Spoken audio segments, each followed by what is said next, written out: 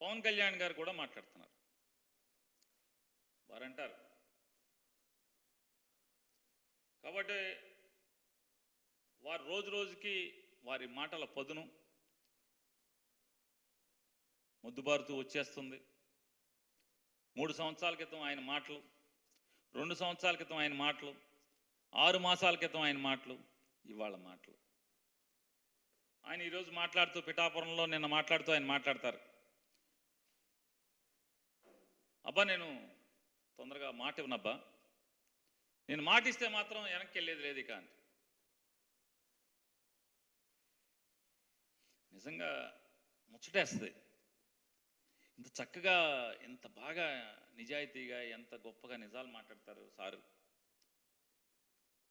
భీమవరం వెళ్ళినప్పుడు కూడా, భీమవరంలో కూడా పాపం భీమవరం ప్రజలందరినీ కూడా నేను గెలిచినా ఓడిన భీమవరాన్ని వదలను, ఈ భీమవరాన్ని ఒక సుందర నగరంగా తీర్చిదిద్దుతాను, సాధారణంగా నేను మాట ఇవ్వను, మాటిచ్చానంటే వెనక్కి తగ్గేది లేదు, ఈ భీమవరం మీరు నన్ను ఓడించినా సరే ఇక్కడే ఇల్లు కట్టుకుని నేను ఇక్కడే సెటిల్ అయిపోతాను భీమవరంలో, ఇక నాకు సినిమాలు నాకేం వద్దు, ఈ భీమవరం బాగు చేతే భీమవరం ప్రజల సేవే నేను ఊపిరి ఆగిపోయేంత వరకు నేను భీమవరంలో ఉండిపోతానని చెప్పారు.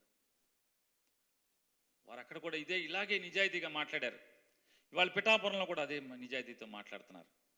నేను పిఠాపురంలో ఇల్లు కట్టుకుంటాను, ఈ పిఠాపురంలో ఆయన ఎవరో దేవుడి పేరు చెప్తాడు మాట మాటికి పాపం,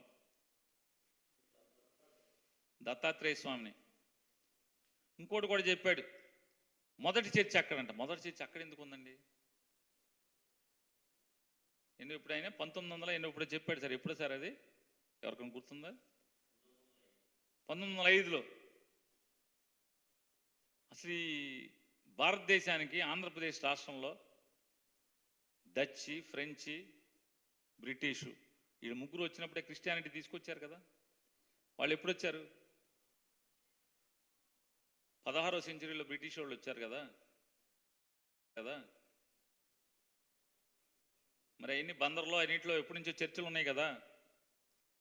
మా ఊళ్ళో ఫ్రెంచ్ డచ్ చర్చిలు ఉన్నాయి, డచ్ వాళ్ళు కట్టిన చర్చిలు ఉన్నాయి, ఫ్రెంచ్ వాళ్ళు కట్టిన చర్చిలు ఉన్నాయి, బ్రిటిష్ వాళ్ళు కట్టిన చర్చిలు ఉన్నాయి. అంటే ఆయనకి ఏది కళ్ళ ముందు కనపడితే, రోజు దత్తాత్రేయ గురించి మాట్లాడుతున్నాడు కాబట్టి క్రిస్టియన్లు కూడా బ్యాలెన్స్ చేయాలి, మళ్ళీ ఓట్లు వేయరేమో అని చెప్పని మొదటి చర్చి పిఠాపురం ఉంది. 1905లో మొదటి చర్చ. భారతదేశానికి క్రిస్టియానిటీ ఎప్పుడు వచ్చింది? చర్చిలు ఎప్పుడు కట్టారు? ఆంధ్రప్రదేశ్ రాష్ట్రంలో మొదటి చర్చ ఎక్కడుంది? అంటే ఆయన ఏది తోస్తే అదే మాట్లాడితే అదే నిజం, అదే సరదా.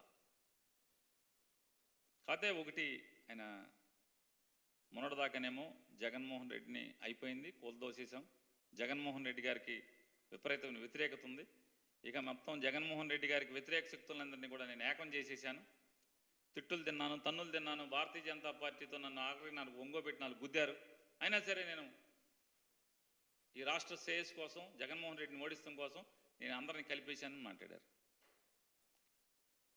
మరి జగన్మోహన్ రెడ్డి గారి మీద అంత వ్యతిరేకత ఉంటే, జనం జగన్మోహన్ రెడ్డి గారిని ఓడిస్తాకి సిద్ధంగా ఉన్నారని మీరు నమ్ముతుంటే, భీమవరం గాజువాకలో మీరు ఎందుకు పోటీ చేయట్లేదు?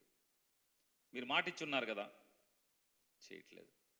సరే అయిపోయింది. జగన్మోహన్ రెడ్డి గారి మీద అంత వ్యతిరేకత ఉంటే, నిన్న పవన్ కళ్యాణ్ గారు మాట్లాడుతూ ఆయన గొప్ప మాట మాట్లాడారు, ప్లీజ్ రా మీకు దండం పెడతారా, నన్ను ఒక్కసారి ఎమ్మెల్యేగా ఒక్కసారి పంపించండి రా అని మాట్లాడుతూ